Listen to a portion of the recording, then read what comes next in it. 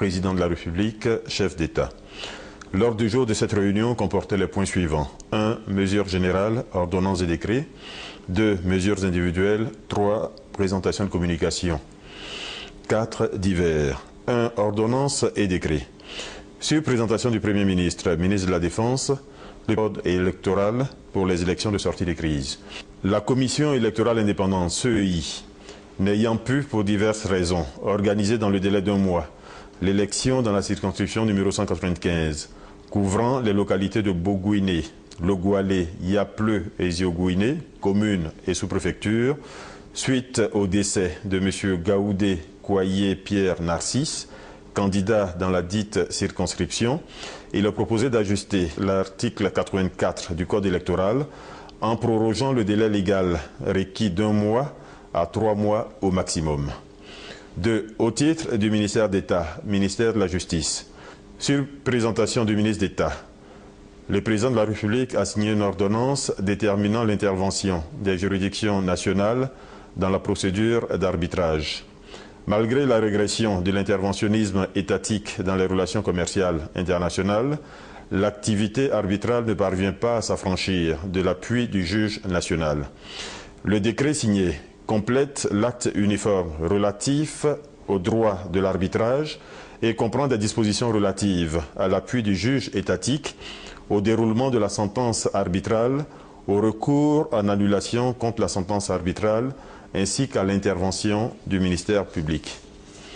3. Au titre du ministère d'État, ministère de l'Intérieur. Sur présentation du ministre d'État, le président de la République a signé 2 décrets. Le premier décret porte convocation des collèges électoraux des circonscriptions numéro 001, 028, 066, 084, 089, 091, 092, 135, 163, 176, 190 et 195 en vue de l'élection de leurs députés à l'Assemblée nationale. Le 31 janvier 2012, le Conseil constitutionnel, statuant en matière de contentieux de l'élection des députés à l'Assemblée nationale, a rendu 11 décisions par lesquelles il a annulé les élections dans les circonscriptions électorales susmentionnées. La Commission électorale indépendante propose d'organiser, conformément aux dispositions légales, ces élections partielles dans les circonscriptions concernées.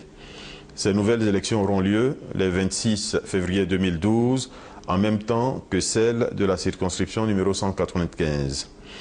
Le second décret fixe la durée de la campagne électorale pour l'élection des députés pour les mêmes circonscriptions.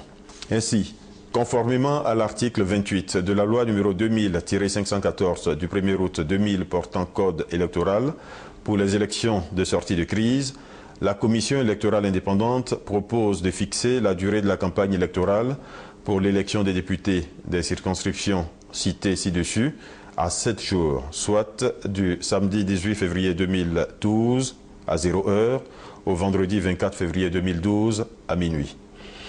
Au titre du ministère d'État, ministère du Plan et du Développement, sur présentation du ministre d'État, le président de la République a signé un décret portant création, organisation et fonctionnement de l'Office national de la population ONP.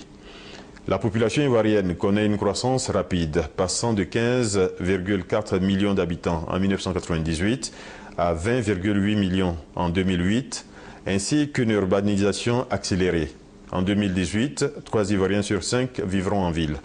Ces évolutions, combinées aux effets de plus d'une décennie de crise militaro-politique, ont entraîné un déséquilibre structurel entre l'offre et la demande des populations, notamment dans les secteurs de l'éducation, de la santé et de l'emploi. Il en résulte une forte augmentation du taux de pauvreté, passé de 10% en 1985 à 48,9% en 2008. Au moment où la Côte d'Ivoire amorce sa reconstruction et son développement post-crise, le gouvernement, soucieux du niveau et de la qualité de vie des Ivoiriens, a choisi de se doter d'un cadre institutionnel nouveau en créant l'Office national de la population, ONP, pour anticiper et prendre en charge les défis majeurs liés à la croissance et au bien-être des populations. L'ONP est notamment chargé de conduire les réflexions en matière de population et de développement, de la conception, de la promotion et de la mise en œuvre des politiques, programmes et projets en matière de population. 5. Au titre du ministère de l'Économie et des Finances, en liaison avec le ministère de l'Environnement et du Développement durable. Sur présentation du ministre, le président de la République a signé un décret portant création, organisation et fonctionnement de la Commission nationale du Fonds pour l'environnement mondial. Le Fonds pour l'environnement mondial, FEM, est le principal mécanisme de financement des grandes conventions des Nations Unies relatives au changement climatique, à la biodiversité, à la lutte contre la désertification et aux polluants organiques persistants. Dans le souci de l'amélioration de sa gestion, il dispose de points de contact dans ses pays membres. Depuis la création du fonds, la Côte d'Ivoire a bénéficié de financements sous forme de subventions pour un montant de plus de 100 milliards de francs CFA. Le conseil d'administration envisage d'améliorer la gestion de la 5e phase du FEM, dont la dotation s'élève à 8,2 millions de dollars US, et dans cette perspective a recommandé au cours de sa session du mois de novembre 2009 la création d'une commission nationale du Fonds pour l'environnement mondial, CNFEM, dans chacun des pays. Au titre du ministère des Transports, sur présentation du ministre, le président de la République a signé 2 décrets. Le premier décret porte désignation de la société dénommée Air Côte d'Ivoire en qualité d'entreprise nationale désignée et de compagnie désignée, conformément à la réglementation relative à la zone d'exploitation aérienne unique, signée à Abidjan le 4 juin 1998. Cette décision permet à Air Côte d'Ivoire d'exploiter les droits de trafic aérien de la Côte d'Ivoire. Les modalités d'application de l'exploitation des droits de trafic aérien seront définies dans la convention de concession qu'Air Côte d'Ivoire signera avec l'État de Côte d'Ivoire. Le second décret autorise la prise de participation financière de l'État de Côte d'Ivoire au capital social de la société Air Côte d'Ivoire, en abrégé ACI, et au partage des parts des privés ivoiriens. Après la dissolution anticipée de la société nouvelle Air Côte d'Ivoire, l'État de Côte d'Ivoire s'est accordé avec le groupe Air France, partenaire technique de référence, pour procéder à la création d'une nouvelle compagnie aérienne dénommée Air Côte d'Ivoire, qui se veut compétitive avec des bases saines et une flotte moderne. Dans cette optique, le pacte d'actionnariat a fixé le capital social de la nouvelle compagnie à 25 milliards de francs CFA, détenus à 51% par l'État de Côte d'Ivoire, à 35% par le groupe Air France et à 14% par des privés ivoiriens. La part importante de la participation de l'État s'explique par le niveau élevé de besoins de financement au démarrage de la compagnie, ainsi que par les faibles perspectives de rentabilité des premières années d'exploitation. Le niveau de la participation de l'État sera par la suite progressivement abaissé au profit de l'actionnariat privé national. 7. Au titre du ministère de l'Environnement et du Développement durable. Sur présentation du ministre, le président de la République a signé un décret déterminant les procédures de classement des parcs nationaux et des réserves naturelles. Les effets combinés de l'agriculture, des feux de brousse et de l'exploitation forestière en Côte d'Ivoire ont fortement perturbé le patrimoine forestier national, qui est passé de 16 millions à environ 2,5 millions d'hectares de forêts denses humides entre 1900 et 2000.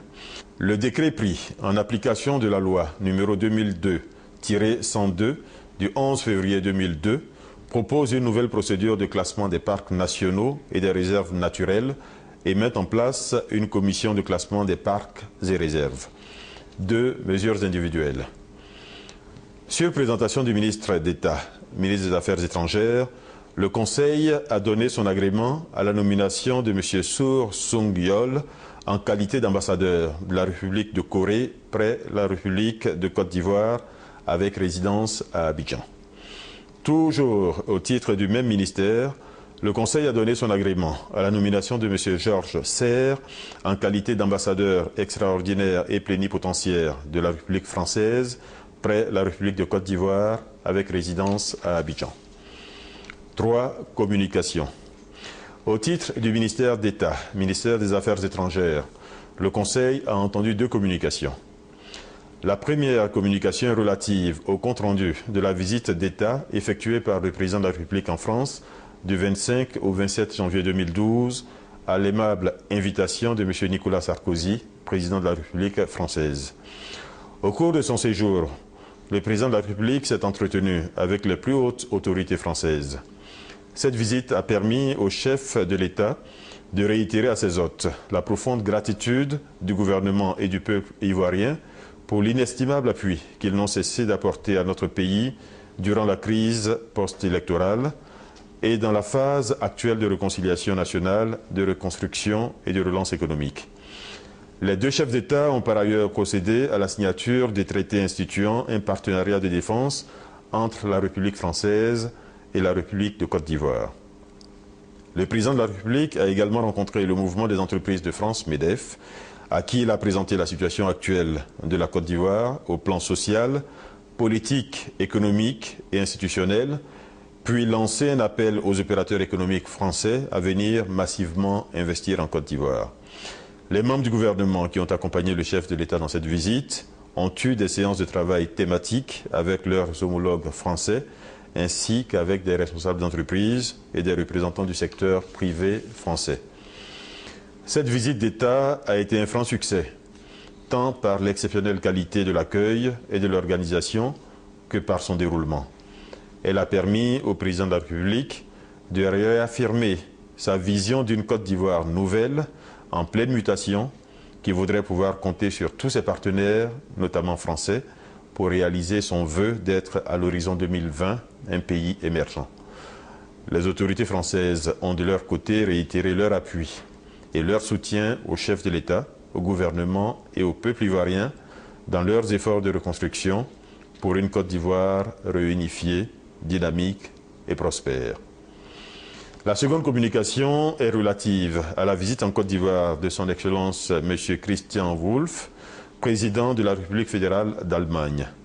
Dans le cadre de sa première tournée en Afrique, le président de la République fédérale d'Allemagne, M. Christian Wulff, visitera 4 pays, la Tanzanie, la Zambie, le Burkina Faso et la Côte d'Ivoire, et séjournera à Abidjan les 3 et 4 mars 2012 à la tête d'une très forte délégation. Par cette visite, le gouvernement allemand entend renforcer sa coopération avec les pays africains et le choix de la Côte d'Ivoire confirme la position centrale qu'occupe notre pays dans la stratégie de présence en Afrique de l'Ouest de la première puissance économique d'Europe. Au titre du ministère des ex-combattants et des victimes de guerre, le Conseil a été informé de la restructuration de l'Office national des anciens combattants, ONAC, dont la mission, au terme de l'article 3 du décret du 2 juin 1967, créant cet organisme, est de veiller en toutes circonstances aux intérêts matériels et moraux des anciens combattants de Côte d'Ivoire. Le Conseil a été informé des mesures prises en vue de l'assainissement durable de la gestion de l'ONAC et de la réhabilitation des anciens combattants de Côte d'Ivoire. Ces 3 communications ont été adoptées. Au titre des divers, le Conseil a été informé de la visite de travail et d'amitié qu'effectuera le président de la République à Libreville, au Gabon, les 11 et 12 février 2012. Le président de la République profitera de cette visite pour assister à la finale de la Coupe d'Afrique des Nations de football, à laquelle a accédé notre équipe nationale. À cette occasion, le président de la République adresse ses vives félicitations à l'équipe des éléphants de Côte d'Ivoire ainsi qu'à l'ensemble des dirigeants pour leur excellent parcours au cours de cette compétition. Il adresse ses encouragements solennels à l'ensemble des athlètes et demande la plus forte mobilisation des Ivoiriens autour de l'équipe nationale des éléphants de Côte d'Ivoire à l'occasion de la finale du dimanche 12 février 2012. Après le Gabon, le président de la République se rendra au Burkina Faso, où il prendra part le 13 février 2012 à la conférence sur l'éducation organisée par l'Association pour le développement de l'éducation en Afrique, ADEA, fait à Abidjan le 9 février 2012.